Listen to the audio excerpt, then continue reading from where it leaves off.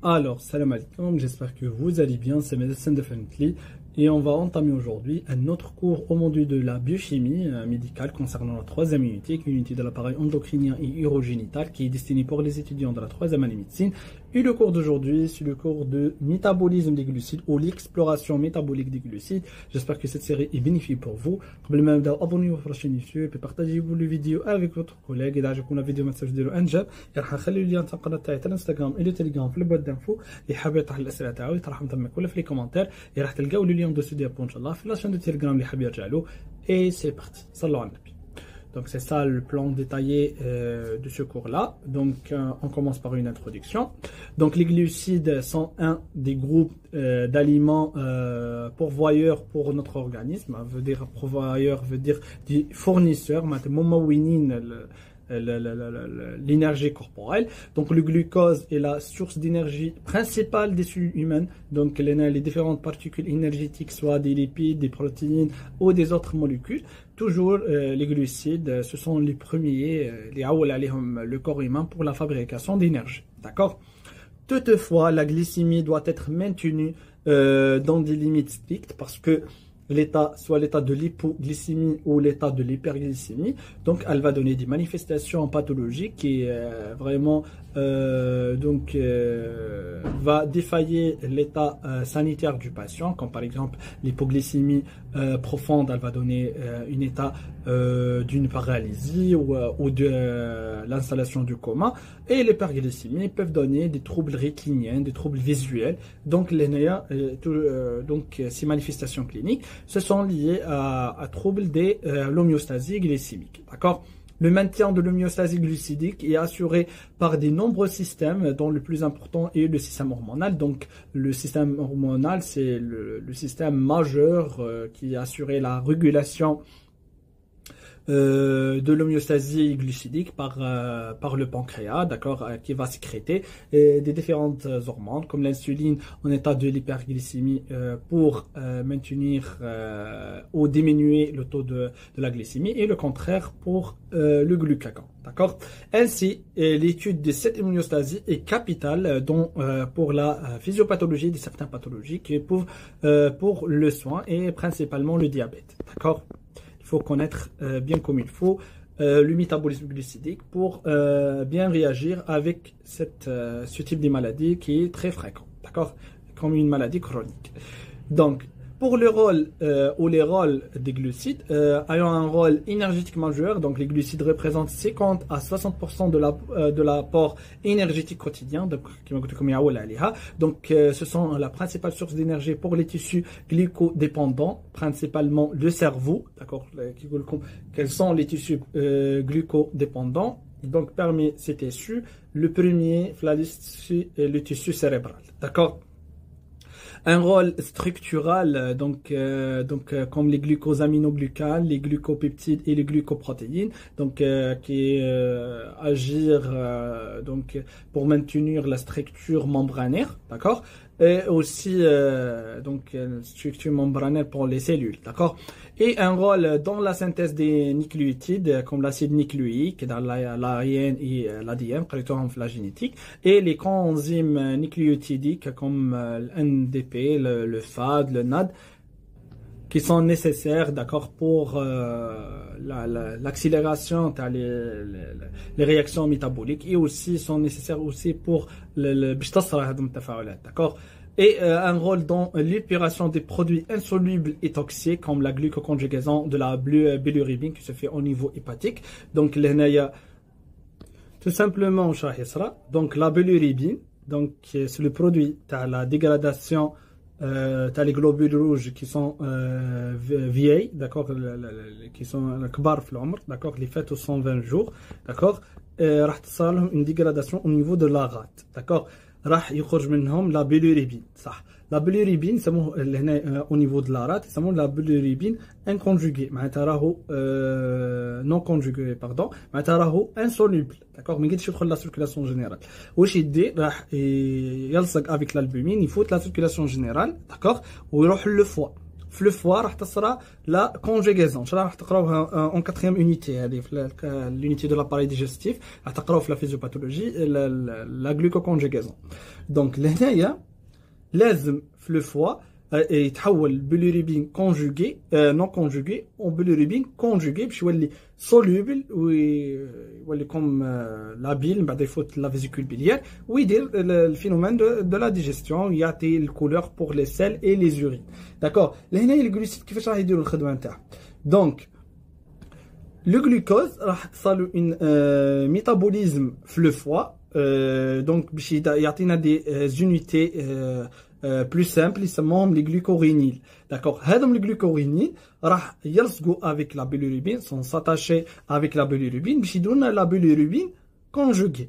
معناتها لهنايا le complexe تاع la bilirubine avec la glycorénile راح يولي complexe soluble ويقد يدخل la circulation générale ويدير l'effet نتاعو. D'accord, et عندها un effet aussi d'élimination. D'accord, لهنايا راح la bilirubine conjuguée راح تصل une excrétion efficace au niveau de la bile par le foie. هنا راح تصل une transportation vers le duodénum puis il est éliminé donc لهنايا avec les selles. D'accord, parce que هما les responsables pour donner le couleur jaune à les selles. Donc معناتها هنا en général la glucoconjugaison d'accord راح ترجع la bilirubine moins toxique et facile à excréter ويدير l'activité اللي نحتاجوها منه. D'accord, صح. Troisième des choses ou deuxième des choses, donc le métabolisme des glucides. Donc l'origine des glucides, on a des origines endogènes. À partir des glucides, on a le glycogène, c'est la forme de stockage ou de réserve glucidique au niveau du foie. Un hydrolyse par la glycogénolyse, donc c'est la dégradation du glycogène au niveau du foie, puis les glucoses, les cellules, d'accord, qui se déroule au niveau du foie, donc les réserves publiques permettant la libération du glucide dans la circulation sanguine, d'accord, maintenant c'est un public parce que la dégradation le foie vers les différents tissus. Ou dans les muscles, on a les réserves privées. Le glycogène au niveau musculaire, c'est pour les muscles, c'est pour les myocytes seulement, d'accord, produisant du glucide réservé à une utilisation interne, d'accord, aux myocytes seulement. À partir des précurseurs non glucidiques, on peut aussi fabriquer les glucides grâce à la néoglycogénèse. La néoglycogénèse, en première année, on va fabriquer des molécules du glucide ou du glucose à partir des molécules non glucidiques, comme par exemple les protéines, d'accord, qui se déroulent au niveau du tissu glycoformateur, principalement le foie en 80% et les reins en 20%. Ça. Et pour l'origine exogène, l'apport moyen des glucides alimentaires est de 200 à 300 grammes par jour. Il présente 50 à 60% de la ration énergétique, beaucoup plus, les origines exogènes, d'accord. Ces glucides sont apportés sous forme des sucres simples, rapides, comme les monosaccharides, fructose, le galactose, par exemple comme le fructose, au niveau des fruits, d'accord, ou des saccharides comme le lactose, d'accord, au niveau du lait. D'accord, des sucres complexes qui sont lentes, d'accord, lentes, l'utilisation une dégradation en petites unités, l'utilisation, d'accord. Comme les polysaccharides à longue chaîne, parfois ramifiés, et des fibres alimentaires, le cellulose, d'accord, non absorbables et non digérées, ayant un rôle régulateur du transit intestinal. L'ALIF, d'accord, elle va faciliter les phénomènes intestinaux et les phénomènes coliques pour علاش حنا الناس اللي تكون عندهم دي constipation toujours ننصحهم بلي ياكلوا السلطه parce que elle contient des fibres alimentaires qui va faciliter la digestion, d'accord. Deuxième des choses, on a la digestion des glucides alimentaires, donc les saccharides ou les oligosaccharides de l'alimentation. Toujours les produits ou les substances qui entrent la cavité buccale, ce sont des substances complexes, d'accord, et ce obtenues après une action des alpha-amylases salivaires et pancréatiques. Alpha-amylase, on a deux types. On a le salivaire et le pancréatique. Donc la cavité buccale, on utilise la salive pour dégrader un peu les grandes molécules par la mastication, par les dents. On utilise aussi la salive pour la dégradation des amidons. Et au niveau de duodénum, il le alpha-amylase pancréatique et dire une dégradation plus précise que le alpha-amylase. D'accord? Sont hydrolysés au niveau de la bordure ambrose des entérocytes, les cellules intestinales. D'accord? Qui présentent de nombreuses enzymes spécifiques comme le désaccharidase et l'oligo. Hydrolysés au niveau de la bordure ambrose des entérocytes, les cellules intestinales qui sont responsables pour l'absorption des nutriments ou dans la circulation générale, qui présentent de nombreuses enzymes comme le désaccharidase et aussi l'oligosaccharidase. D'accord?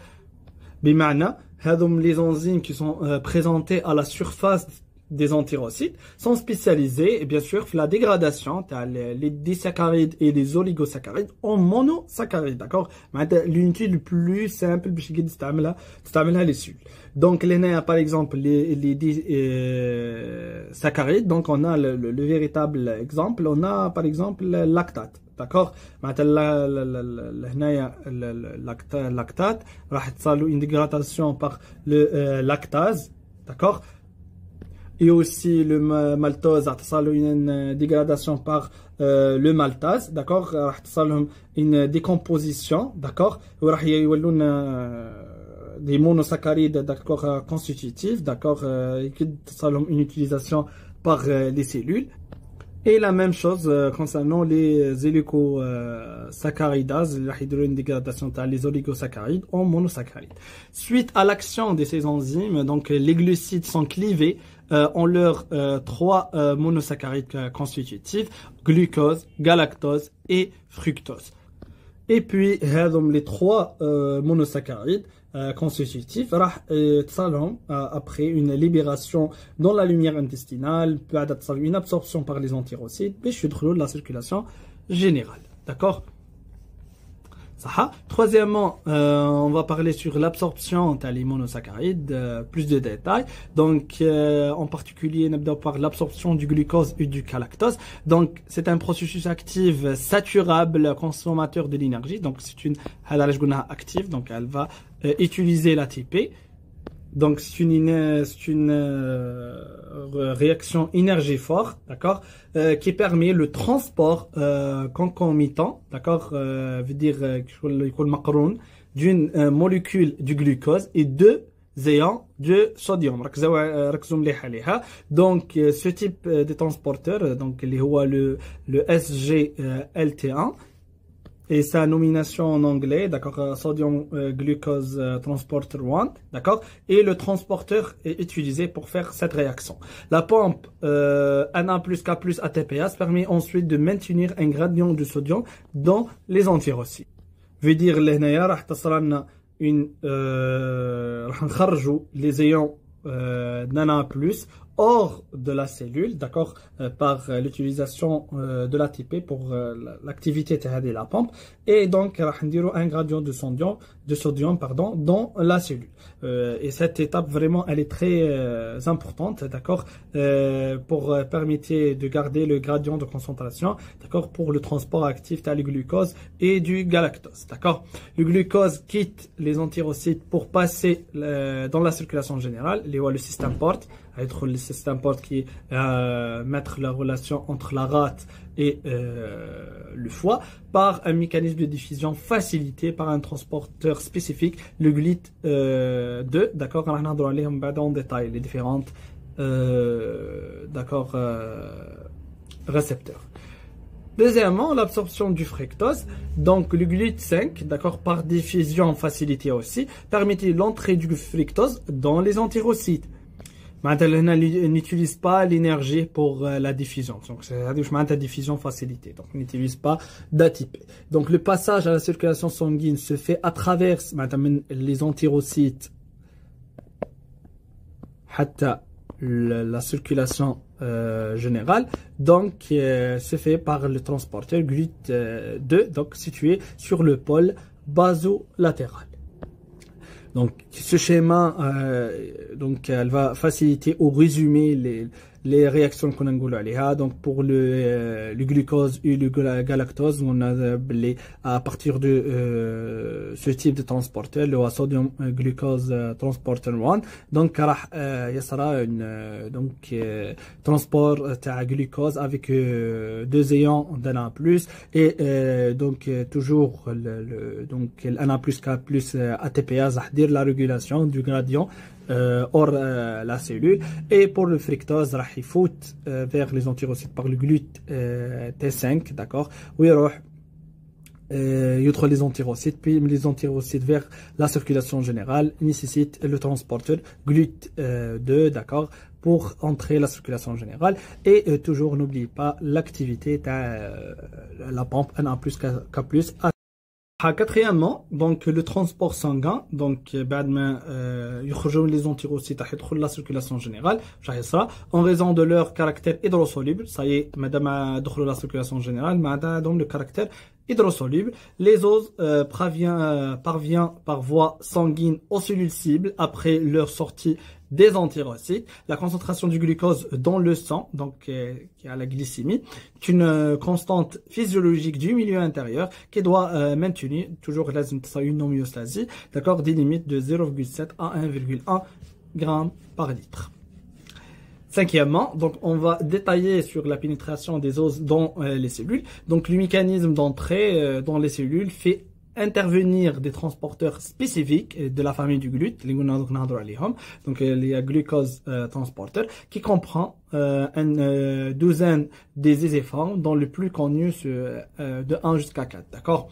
هنايا باش نسقسوكم في QCM, c'est donc هنايا يركزوا لكم un peu sur la localisation, mais le plus important sur l'affinité au glucose, d'accord, forte, faible, d'accord, et l'os qui est transporté, d'accord, ou pardon, l'os, d'accord, لهنا راهم يجيبوهم يقول لك هذا يترونسبورتي glucose, يترونسبورتي fructose, كيما الكات يسقسوكم insulino-sensible ولا لا, d'accord, et les différentes parties, d'accord. Chaque partie مسؤول عن transporteur pour une partie précise ou نقدر يكون commun كيما le glucose commun pour plusieurs transporteurs, mais l'affinité est différente بينهم كل, d'accord. Sixièmement, l'utilisation cellulaire du glucose. Une fois dans la cellule, la molécule du glucose va être transformée en glucose 6 phosphatase, pardon, phosphate, d'accord, par هنايا راح يولي لنا la forme يدخل باش يولي elle va entrer dans la cellule باش يولي comme une molécule énergétique, d'accord. Sous l'action de l'exokinase, d'accord, présentant dans tous les tissus à l'exception du foie, où la réaction est catalysée par le glucokinase, d'accord, en première année, le métabolisme glucidique. Donc le glucose 6-phosphate nouvellement formé par ces enzymes et au carrefour des différentes voies métaboliques, à ça soit une glycolyse, la glycogénogenèse. Donc selon le corps interne, d'accord, la néoglycogénèse, la glycogénolyse, la voie des pentose-phosphates, d'accord.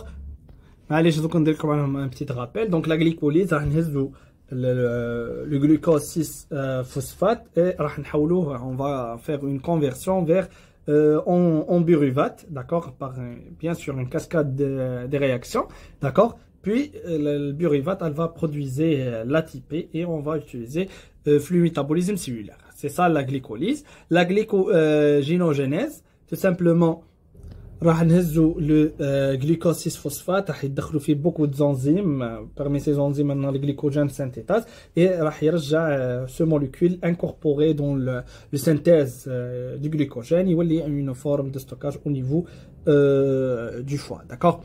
La néoglycogénèse, ça y هضرت عليها من قبل. La glycogénolyse, c'est le contraire de la glycogénogenèse. هنا راح نهزوا le glucogène, d'accord, par une cascade des réactions en 6 ou en glucose 6 phosphate, et les réactions donc comme une molécule énergétique, oui, donne les besoins énergétiques. Aussi la dernière réaction, c'est les voies des pentose phosphates, donc c'est une réaction métabolique.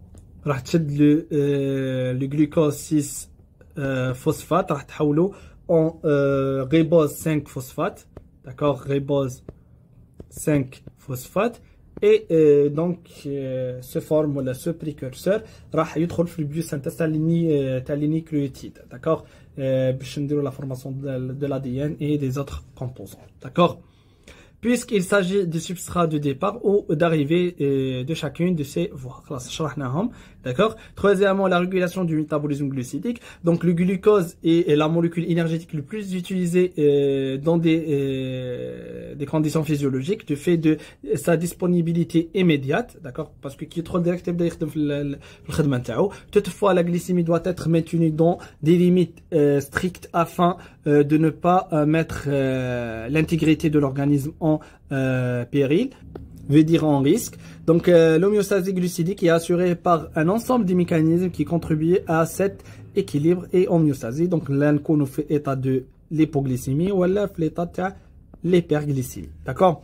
Première régulation, c'est la régulation physico-chimique. Les réactions de la disparition du glucose sont régies par la loi d'action de masse. Leur sens est ainsi orienté du corps le plus concentré vers les moins concentrés. Veut dire quoi de l'hadra?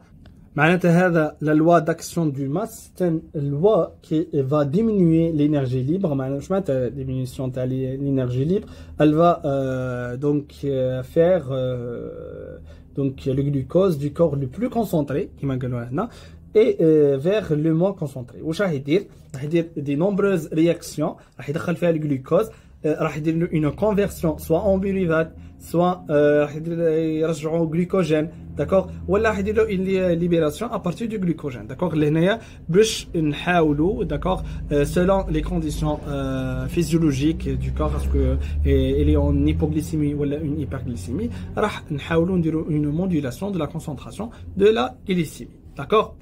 Deuxième des choses, la régulation métabolique. Le foie, bien sûr, les unes de la biochimie du corps, donc la majoration, les effets de régulation. Donc le foie est un véritable chef d'orchestre de la régulation de la glycémie. D'accord. Il y a une action prépondérante par le biais de 3 mécanismes. Le premier, c'est la glycogénogénèse. Donc le foie, par sa situation dans le système porte, il est le premier organe que rencontre le glucose absorbé par l'intestin après la digestion alimentaire, parce que comme on a trop direct le système porte. Il met en réserve le glucose sous forme du glycogène grâce à son équipement enzymatique. D'accord. Deuxièmement, la glycogénolyse. En cas d'hypoglycémie, donc le foie par la glycogénolyse est sous l'action de glucose 6 phosphatase. Donc il y a dégradé le glucose, le glycogène, le glucose 6 phosphate, et est capable de libérer du glucose au profit des autres organes. D'accord. Troisième mécanisme, c'est la néoglycogénèse. Donc, selon l'état, est-ce que on a hypoglycémie? Donc, on va la glycogénolyse, d'accord? On a hyperglycémie, on va la glycogénogénèse. On a hypoglycémie aussi, on va la néoglycogénèse.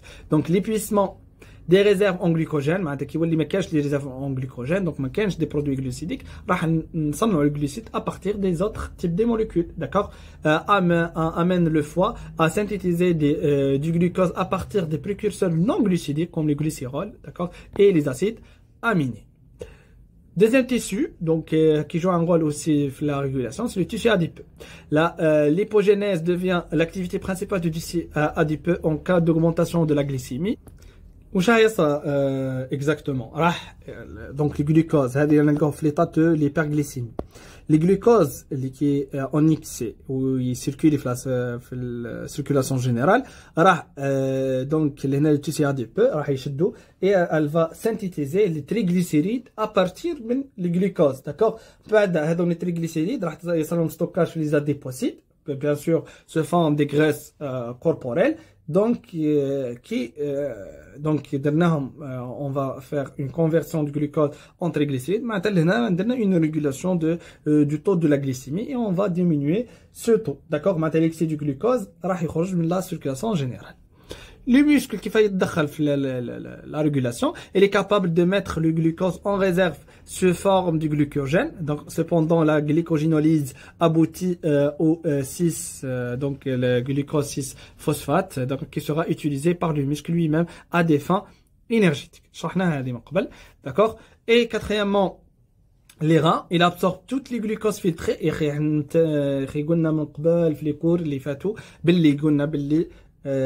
la présence de glucose au niveau urinaire donc signifie que le patient il est diabétique. D'accord. L'absorption les reins la filtration glomérulaire ومن بعد l'absorption تكون totale لا نقاش فيها. tout le glucose اللي يدخل les tubules rénaux d'accord ويدخل الجلوميرول راح تصل له une réabsorption يعاود يرجع للسيركولاسيون جينيرال. مستحيل يدخل لي زورين d'accord الا اذا كانت on a une état où le patient diabétique راح نلقوا la glycosurie d'accord. il absorbe toute le glucose filtré par le glomérule au niveau des tubules pour une glycémie d'accord inférieure à 1,8 grammes par litre. هذه هي شغل السوي ماكسيمال داكوغ. هنايا بعدها داكوغ بعد 1,8 تولي تسفري لي راه تحاول انها معناتها اللي هنا رانا شغل بلا ما تتعب لي راه راح تريقل لي جلوكوز مي من 1,8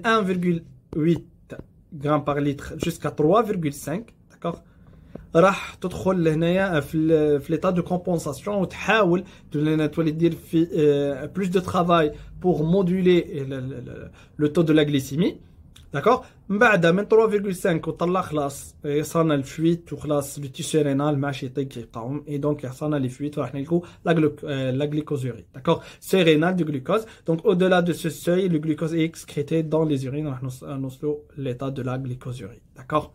Troisièmement, la régulation hormonale est assurée par deux systèmes antagonistes, donc système hypoglycémiant qui se fait principalement par l'insuline et le système hyperglycémiant qui contient des hormones à action rapide, le glucagon et l'adrénaline, et des hormones à action plus ou moins progressive, donc elle est progressive et plus ou moins lente, comme le growth hormone, le cortisol, la CTH qui est sécrétée par l'hypophyse et aussi les hormones thyroïdiennes. D'accord. Donc, نبدأ نهضر على l'insuline, c'est la seule hormone hypoglycémiante, هو le seul. D'accord. معناتها لهنايا في les hormones hyperglycémiants عندك واش تحصي بصح في لي هرمون hypoglycémiants هما واحد برك هو l'insuline. De nature polypeptide composant de deux chaînes A alpha et bêta reliés par des pentes des sulfures d'accord. Il est synthétisé par des cellules bêta du pancréas endocrine sous forme de pré-pro-insuline que je relie la forme comme un précurseur. بعد تصالو une cascade des réactions je relie la forme active de l'insuline qui se transforme en pro-insuline qui à son tour donne par clivage de peptide C et l'insuline bicatinaire d'accord.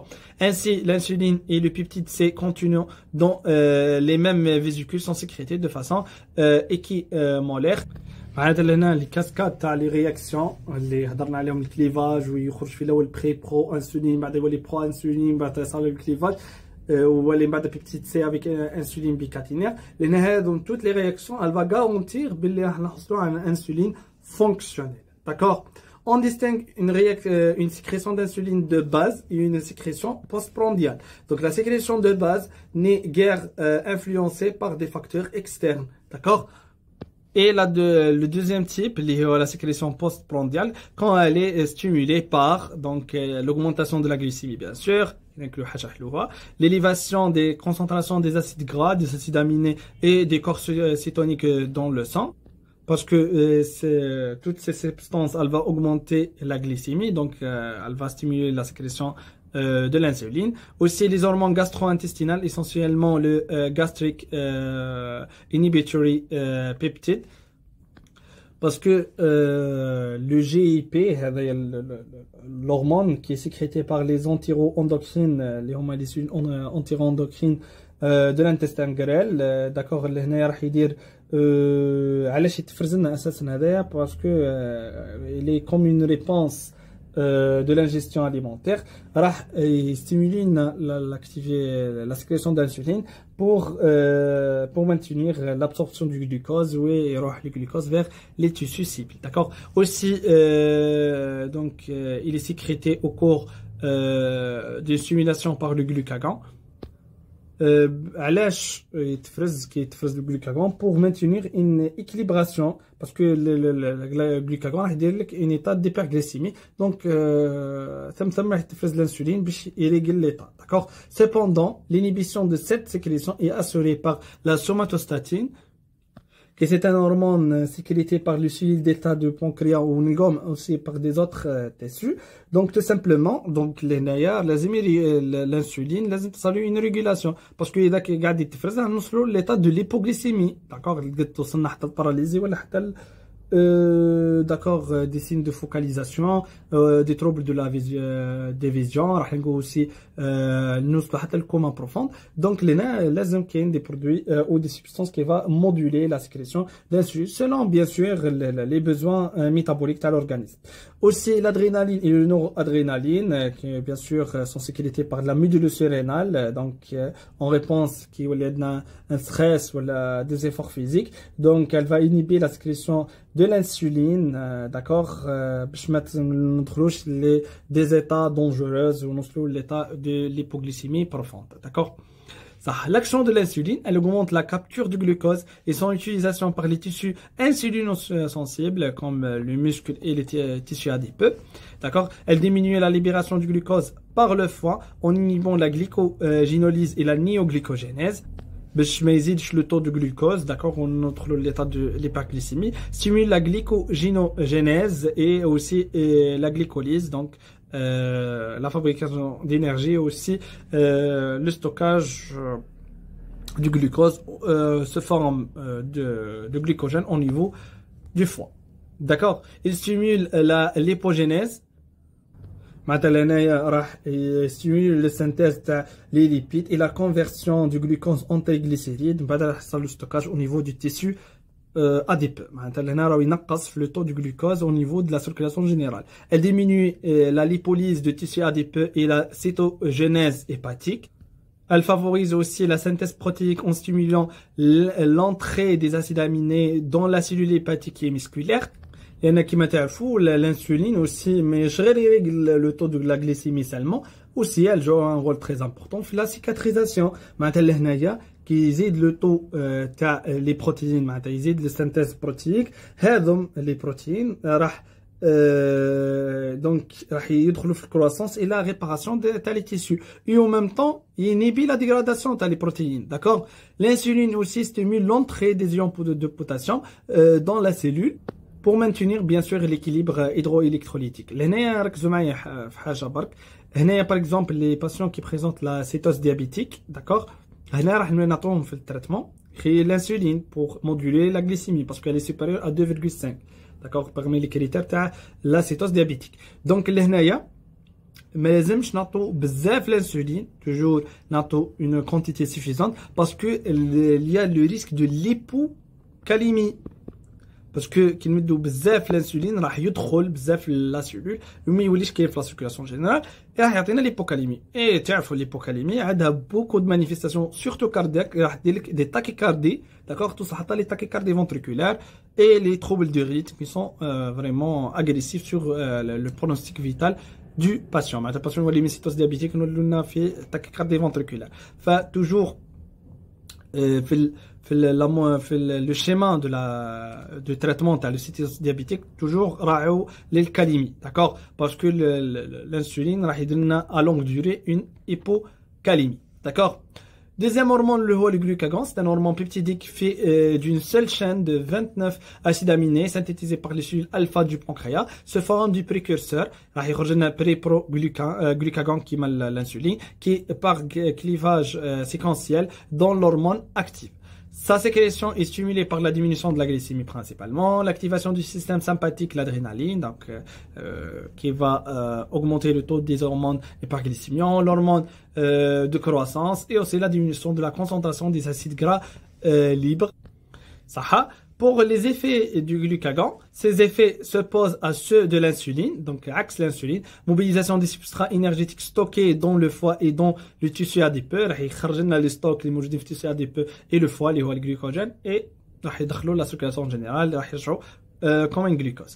Donc l'hyperglycémiant, donc c'est un effet hyperglycémiant par stimulation de la glycogénolyse, d'accord, et la néoglycogénèse, la fabrication du glucose à partir des molécules non glucidiques hépatiques et l'inhibition de la glycogénogénèse. Il favorise la lipolyse et la cytogénèse et la protéolyse, d'accord. C'est l'effet contraire à l'insuline.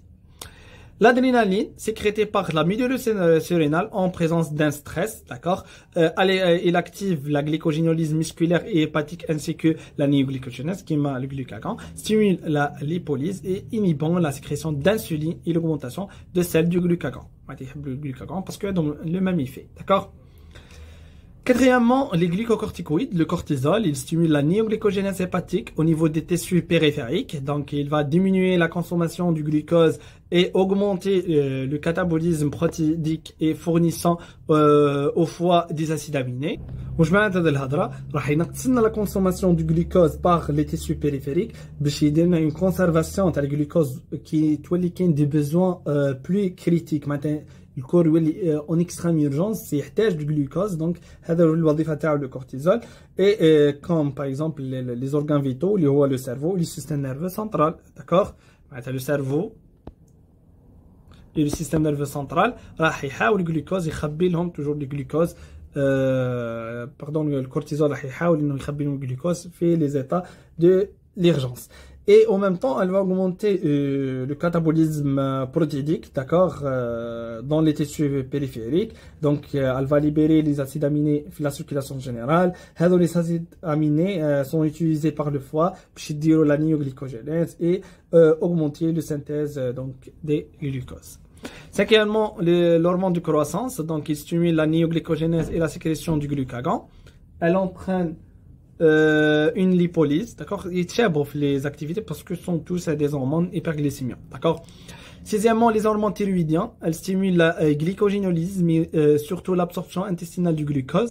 Maintenant, les hormones thyroïdiennes, elles vont les hormones T3 et T4, donc tout simplement la disponibilité des glucoses راح تزيد في la circulation générale et en même temps elle va favoriser l'absorption intestinale du glucose et donc l'absorption par l'intestin grêle راح تزيد et contribuant bien sûr à l'augmentation de la glycémie après un repas. La CTH, c'est un hormone hyperglycémiante par stimulation de la sécrétion du cortisol, mais également l'effet de l'hypophyse sur donc le gland surrénal, mais également par stimulation de la lipolyse périphérique et la néoglycogénèse. D'accord?